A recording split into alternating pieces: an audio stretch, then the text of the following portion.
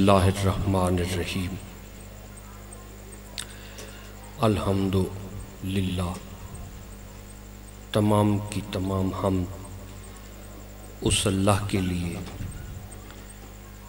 جس نے تقوی کو خلق کیا، اور تمام درود و سلام ان ہستیوں کے لیے جنہوں نے ہمیں تقوی سے آشنا کیا۔ باواز بلند صلوات۔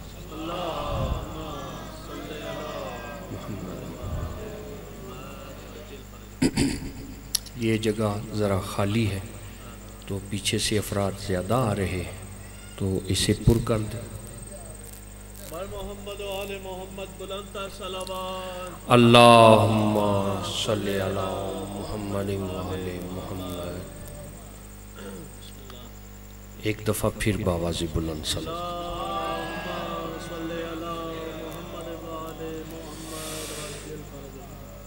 سامعین گرامی قدر، عزاداران امام علی مقام، ایک واقعے سے گفتگو کا آغاز کرتے ہیں کہ تھوڑی سی گفتگو پہلے میں گزشتہ مجالس کے حوالے سے کہ میں جو گفتگو کر رہا ہوں ہدی للمتقین، ہدایت ہے متقین کے لیے، تو اسی ضمن میں آگے بڑھتا چلوں گا۔ ایک مولا کے منتدار ہیں شیخ مفید علیہ رحمہ، تو وجہ ہے شیخ مفید نے کہیں کسی امام کا فرمان پڑھا کہ اگر اتنی مرتبہ کسی ویران مسجد میں جا کر اگر یہ وظیفہ کیا جائے تو امام زمانہ پاک سرکار سے ملاقات ہوتی ہے۔ اللہم صلی علی محمد و آلہ۔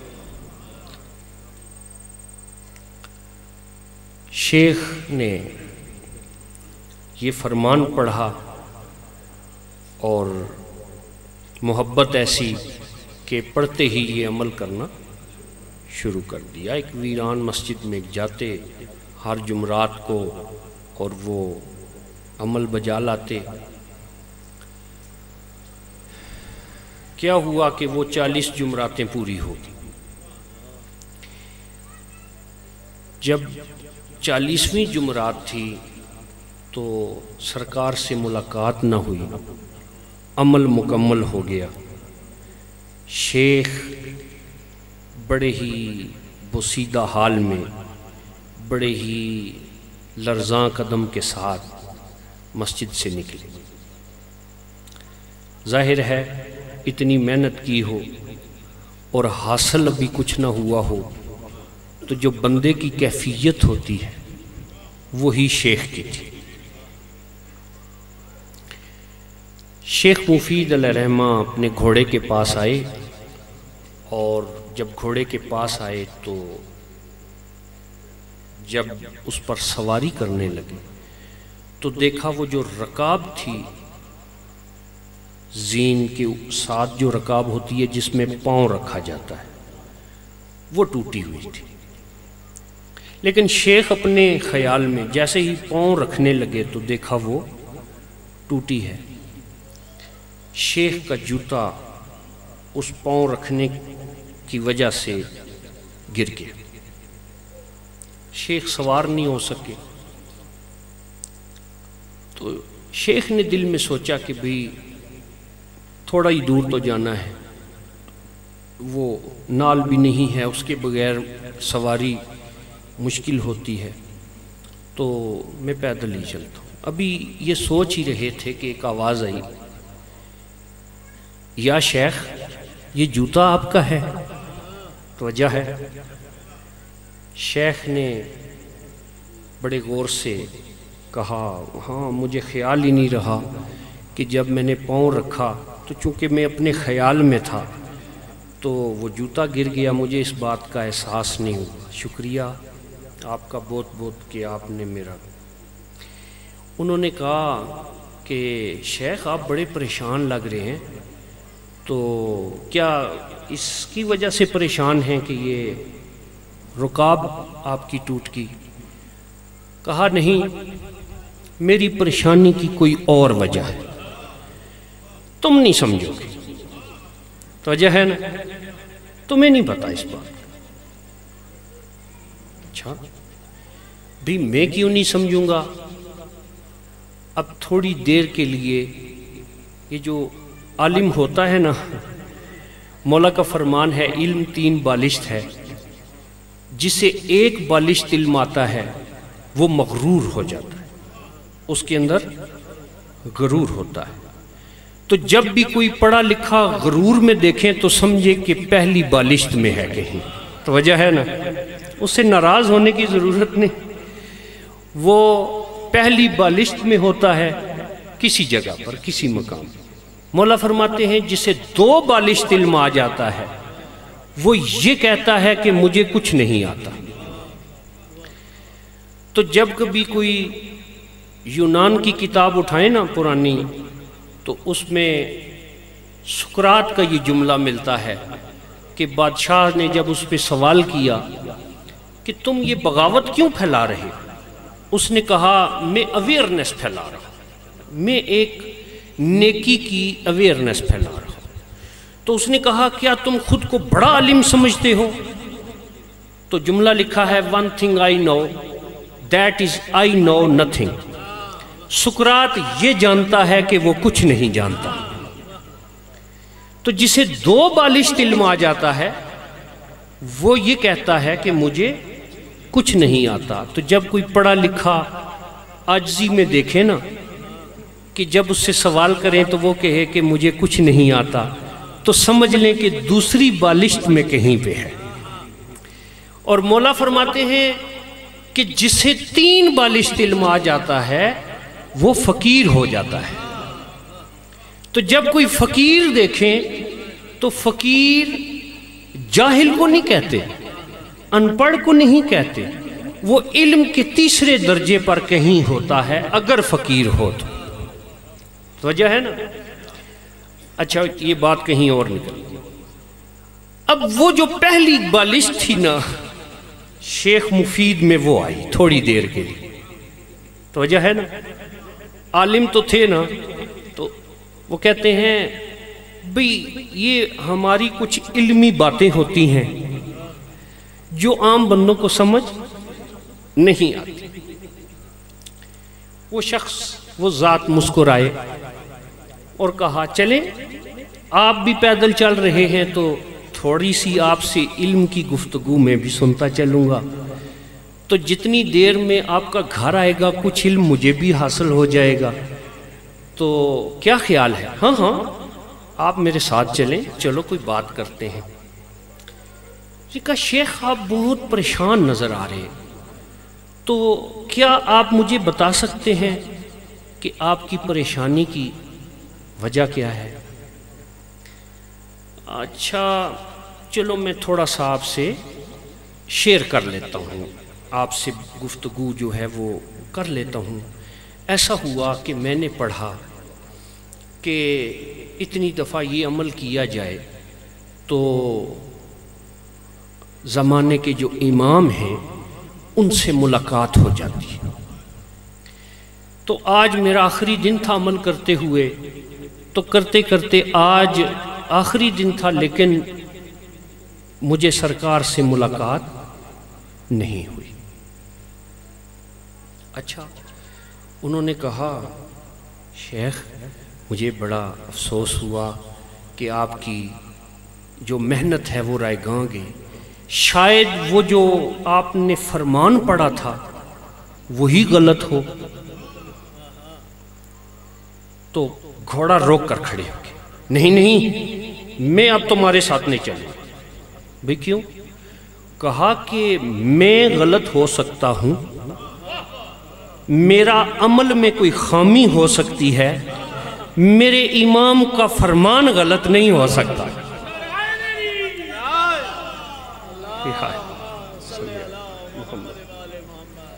فرمان غلط نہیں ہو سکتی۔ اچھا، اگر فرمان صحیح تھا اور آپ کے عمل میں کوئی، تو ارشاد فرمائیے کہ عمل کیا تھا؟ شیخ مفید نے وہ عمل بتایا۔ اچھا چلے شیخ، اب یہ میں تو یہ عمل کر نہیں سکتا، تو یہ میں آپ سے پوچھتا ہوں کہ اگر آپ سے مولا کی امام زمان علیہ السلام کی ملاقات ہو جاتی تو خالی آپ نے ملاقات ہی کرنی تھی یا کوئی بات بھی پوچھنی تھی؟ فوراً گھوڑا روکا، بھئی آپ بھی مجھے کوئی پڑھے لکھے لگتے ہیں، آپ بڑے وہ عقل والے لگتے ہیں۔ وہ کیوں؟ اس لیے کہ یہ تو میرے بالکل اندر چھپی ہوئی بات تھی۔ تو انہوں نے کہا اگر آپ ناگوار نہ سمجھیں تو اگر وہ سوال مجھے بتا دیں جو آپ نے کرنا تھا، اگر مجھے بتا دیں گے تو اس میں بھی ایک فائدہ ہو جائے گا۔ کیا فائدہ ہوگا بھئی؟ وہ تو میں کیوں بتاؤں؟ وہ فائدہ یہ ہوگا کہ ہو سکتا ہے آپ کے امام سے کہیں میری ملاقات ہو جائے تو وہ سوال جو آپ کے دل میں ہے وہ میں پوچھ لوں گا، تو آپ تو عالم ہیں، آپ کا سوال بھی بڑا خوبصورت ہوگا، تو وہ میں پوچھ لوں گا تو اس سوال کا جواب مل جائے گا۔ ہاں بات تو بالکل ٹھیک ہے بھئی، میں نے امام علیہ السلام کا ایک فرمان پڑھا کہ اگر کوئی شخص خلوص دل کے ساتھ مولا حسین کے لیے ایک آنسو آنکھ سے بہا دے تو اس پر جہنم کی آگ حرام ہو جاتی ہے اور جنت واجب ہو جاتی ہے۔ میرا سوال یہ تھا دراصل اس فرمان کے متعلق کہ ایک طرف بڑی زہد ہے، ساری زندگی کی نمازیں، ساری زندگی کے روزے، ساری زندگی کا حج پیدل، ساری زندگی کی کمائی سے زکوٰۃ، خمس، جہاد، امر بالمعروف نہی عن المنکر، تولا تبرع، سارا کرنے کے باوجود یہ یقین نہیں کہ جنت ملے گی، اور دوسری طرف صرف ایک آنسو، ایک طرف جنت مہنگی اتنی اور ایک طرف جنت سستی اتنی، ایسا کیوں؟ واہ! انہوں نے کہا کیا بات ہے شیخ، کیا علمی سوال ہے اور کیا خوبصورت آپ نے بات کی ہے۔ تو چلو یہ بات اگر جب بھی سرکار ملے تو میں ضرور ان سے پوچھوں گا۔ اب خاموش ہو گئے دونوں، چند قدم اور بڑھے تو انہوں نے کہا کہ اب وقت نہیں گزر رہا تو ایک کہانی سناؤں آپ کو؟ ہاں چلو، وقت بھی گزر جائے گا تو گفتگو بھی ہو جائے گی۔ اچھا، انہوں نے کہا کہ ایک بادشاہ تھا اور ایک اس کا وزیر تھا، دونوں اپنی بادشاہت سے نکل کر کہیں شکار کرنے کے لیے گئے، جنگل میں رستہ بھٹک گئے۔ ایسا ہوا کہ رستہ بھی بھٹک گئے، بھول بھی گئے، بھولنے کے بعد کیا ہوا کہ وہ ایسی حالت اور کیفیت میں پہنچ گئے کہ بھوک اور پیاس سے بالکل آخری وقت آ گیا، ان کے پاس کھانے پینے کے لیے کچھ نہیں، ایسی ایک کیفیت آ گئی۔ اب وہ جب بالکل مرنے کے قریب پہنچ گئے تو بادشاہ نے دور دیکھا ایک خیمہ ہے، وہ دونوں گرتے پڑتے چلتے ہوئے اس خیمے کے پاس آئے۔ جب خیمے کے قریب آئے تو انہوں نے دیکھا ایک خاتون ہے اور ایک ان کی بکری ہے، اور وہ جو چکی ہے وہ پیس رہی ہے۔ تو اب ان کی کیفیت ایسی تھی کہ وہ تو گفتگو کرنے سے بھی قاصر تھے۔ انہوں نے اشارہ کیا کہ ہم بالکل مرنے کے قریب ہیں۔ تو ان خاتون نے کیا کیا، اس بکری کا دودھ دوہا، ان کو پیش کیا، انہوں نے وہ دودھ پیا۔ جب جان میں جان آئی تو انہوں نے کہا کہ ہمیں تو بھوک بھی لگی ہے۔ تو اس خاتون نے کیا کیا، اسی بکری کو ذبح کیا، اور ذبح کرنے کے بعد اس کا جو گوشت ہے وہ پکا کر ان کے سامنے رکھا، اور وہ چکی جس میں وہ دانے پیس رہی تھیں اس سے آٹے سے روٹیاں پکا کر ان کے سامنے رکھیں۔ بادشاہ اور وزیر نے سیر ہو کر کھایا۔ جب جان میں جان آئی تو بادشاہ کو یاد آیا کہ میں بادشاہ ہوں اور یہ وزیر ہے۔ اس سے پہلے بھوک اور پیاس کی فکر تھی، لیکن جب یہ سب کچھ مل گیا تو اب وہ کیفیت لوٹی۔ تو اب وہ شخص کہتے ہیں میرا خیال ہے میں آپ کو بور کر رہا ہوں، آپ کو ایسے ہی اپنی گفتگو سے خراب کر رہا ہوں۔ تو شیخ مفید کہتے ہیں نہیں نہیں، آپ کی کہانی کیا بات ہے، بڑی دلچسپ ہے، کائنڈلی اس کو تھوڑا سا آگے بڑھائیں، مہربانی کریں۔ اچھا آگے چلتے ہیں، صلوات پڑھیے نا باواز بلند، صلی اللہ علیہ وسلم۔ اتفاق دیکھیے، میں آپ سب کے چہرے پہ شیخ مفید ہی کو دیکھ رہا ہوں۔ آپ بالکل ایسے ہی سن رہے ہیں جیسے شیخ مفید سن رہے تھے۔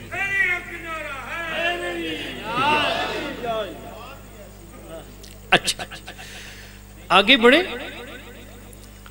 کیا ہوا شیخ مفید ہماتن گوش کہ اب انہوں نے کہا اس خاتون سے کہ میں بادشاہ ہوں، یہ میرا وزیر ہے، یہ جہاں آپ بیٹھی ہیں یہ بھی میری بادشاہت کا حصہ ہے، ہم رستہ بھٹک گئے تھے، یوں مرنے کے قریب تھے۔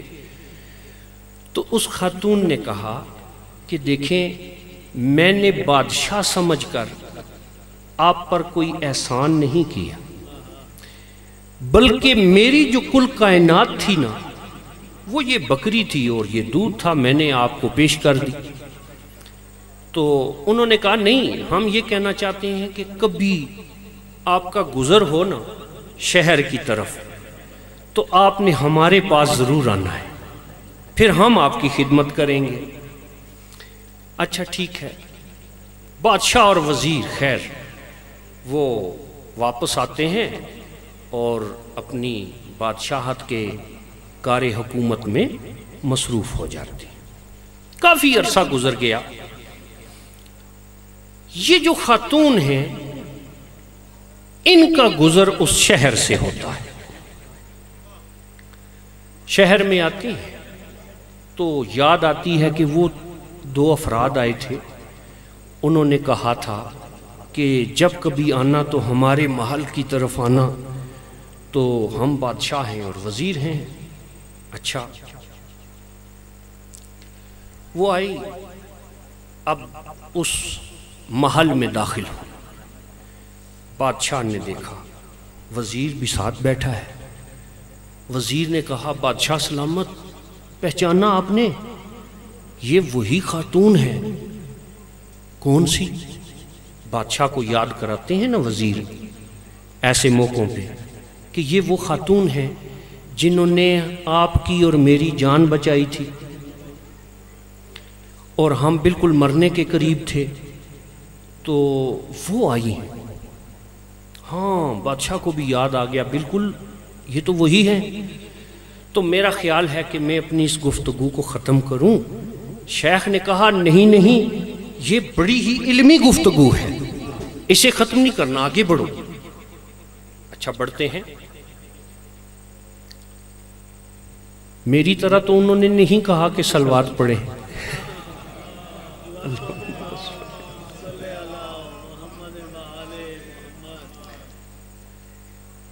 انہوں نے کہا اچھا آگے بڑھتے ہیں کہ بادشاہ کو وزیر کہتا ہے کہ بادشاہ سلامت اب کیا کریں؟ بادشاہ نے بڑی ہی عزت و احترام سے انہیں محل میں بٹھا کے، اور اب سوچ رہے ہیں دونوں، بادشاہ اور وزیر آپس میں مشورہ کر رہے کہ ہم ان کو کیا پیش کریں۔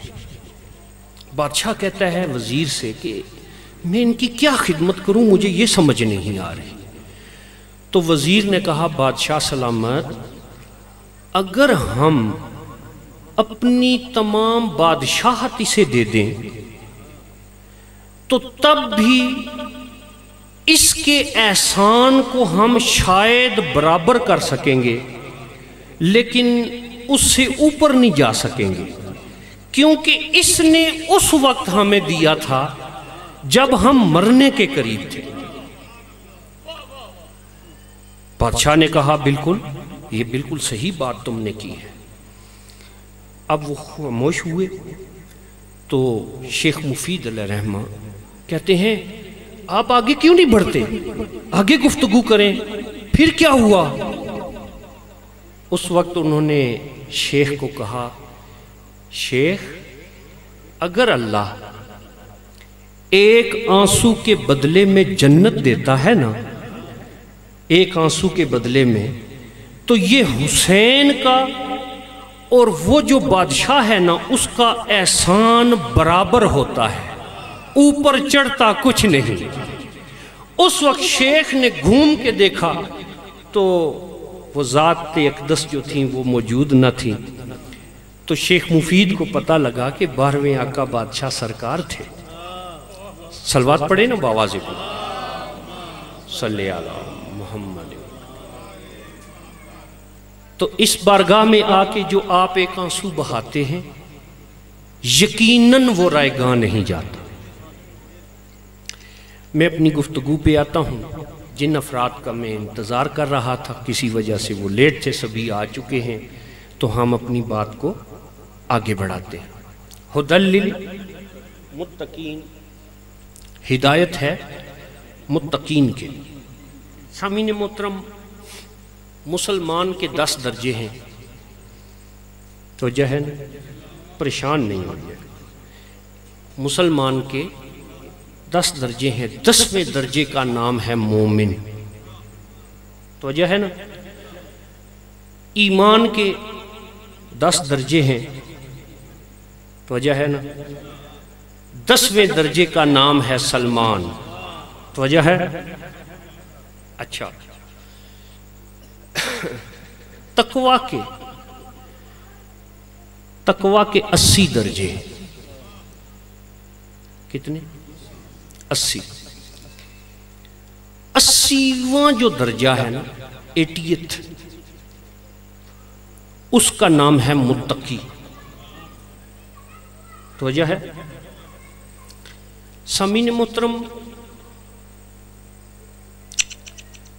مسلمان اور ایمان کے لیے گزشتہ دن میں نے عرض کیا تھا ایک جملہ، اور جناب زید کے حوالے سے گفتگو کی تھی۔ یاد ہے آپ کے ذہنوں میں کہ زید کیسے بھٹکتا ہوا مولا سرکار کے پاس آیا، بڑے ہی مراحل کے بعد، بھٹکنے کے بعد، میسم کے ہاتھ سے 2 کھجوریں کھا کے تو اسے پتہ چلا کہ تقویٰ کسے کہتے ہیں۔ یہاں سے اپنی گفتگو کا آغاز ہے۔ یادداشت بحال ہو گئی، آگے چلتے ہیں۔ جناب زید مولا علی کے پاس آتے ہیں، مولا علی نے اسے بتایا کہ تقویٰ کیا ہے۔ اب وہ تقویٰ میں